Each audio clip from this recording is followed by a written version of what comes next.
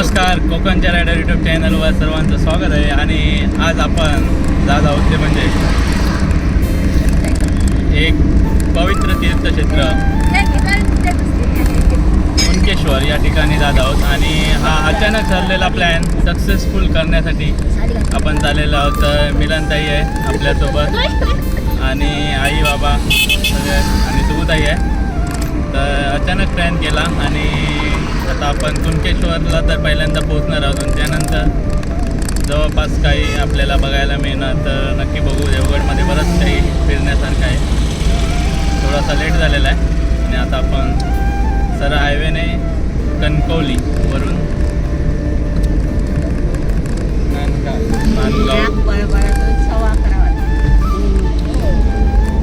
या ठिकाणी देवगड या ठिकाणी जाणार आहोत. नमस्कार, आज आपण आता देवगड येथील श्री स्वामी समर्थ मठ जो हडपीड या गावामध्ये आहे आणि सुप्रसिद्ध असा हा मठ आहे. तर आपण कुणकेश्वरला जाताना पहिल्यांदा या ठिकाणी दर्शन घेतो. दर्शन घेऊन त्यानंतर पुढे जाणार आहोत. तर पहिल्यांदा आपण श्री स्वामी समर्थ यांचं दर्शन घेऊया.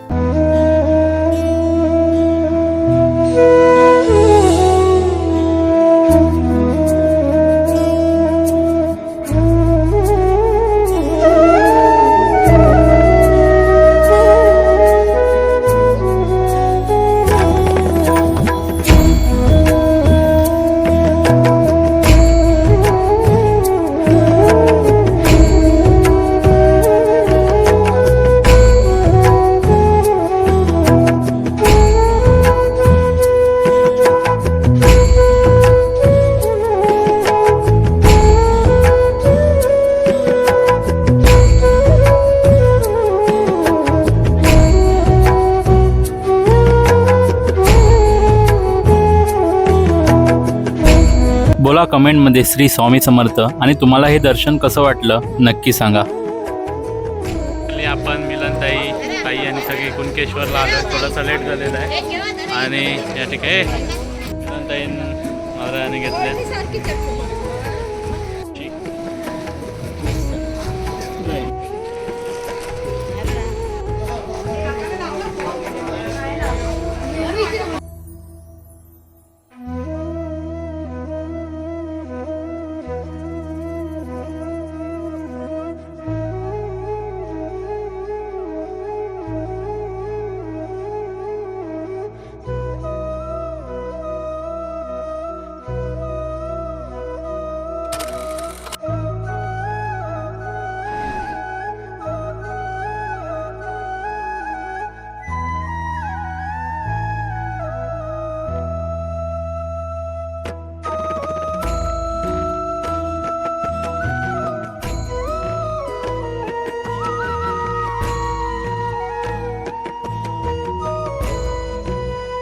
आतमध्ये फोटोग्राफी अलाउड नव्हती, परंतु आतले जे गाभाऱ्यातील दर्शन होतं ते खूप मस्त झालं. त्यानंतर आम्ही या ठिकाणी फोटोशूट केली.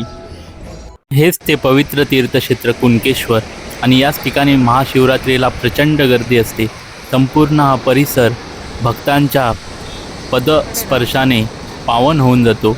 आणि अशा या कुणकेश्वरला आज आपण भेट दिली. तुम्हाला हा व्हिडिओ कसा वाटला नक्की लाईक करा, कमेंटमध्ये नक्की सांगा. थोडासा समुद्राच्या बाजूला आनंद घेतला, थोडासा विरंगुळा केला आणि त्यानंतर आम्ही पोचलो पोकरबाव येथील गणपती मंदिर.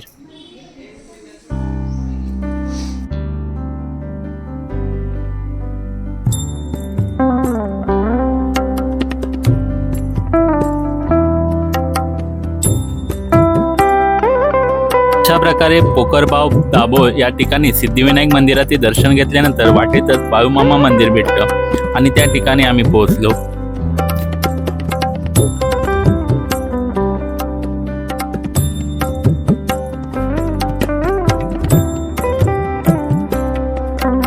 देवगडमध्ये आल्यानंतर पहिल्या प्रथम आपण स्वामी समर्थ मंदिर या ठिकाणी कुणकेश्वर मंदिर, त्यानंतर गणपती मंदिर, पोकरबाव आणि आता बाळूमामा मंदिर देवगडमध्ये आहे. तर अशा प्रकारे आपण या ठिकाणी दर्शन घेण्यासाठी आलो.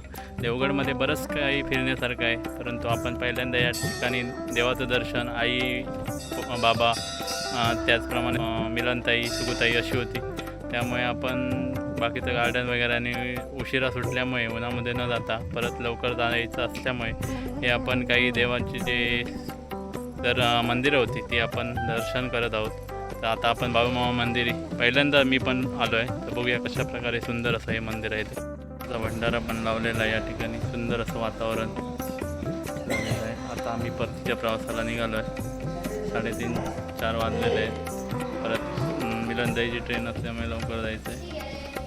बाळूमामा मंदिर या ठिकाणी पण फोटोशूटला अलाउड नसल्यामुळे आपण थोडंसं बाहेरून शूटिंग केली, परंतु तुम्ही या ठिकाणी येऊ शकतात. एका दिवसामध्ये या ठिकाणी देवगडमधील अशी ही तीर्थक्षेत्र नक्कीच भेट देऊ शकता.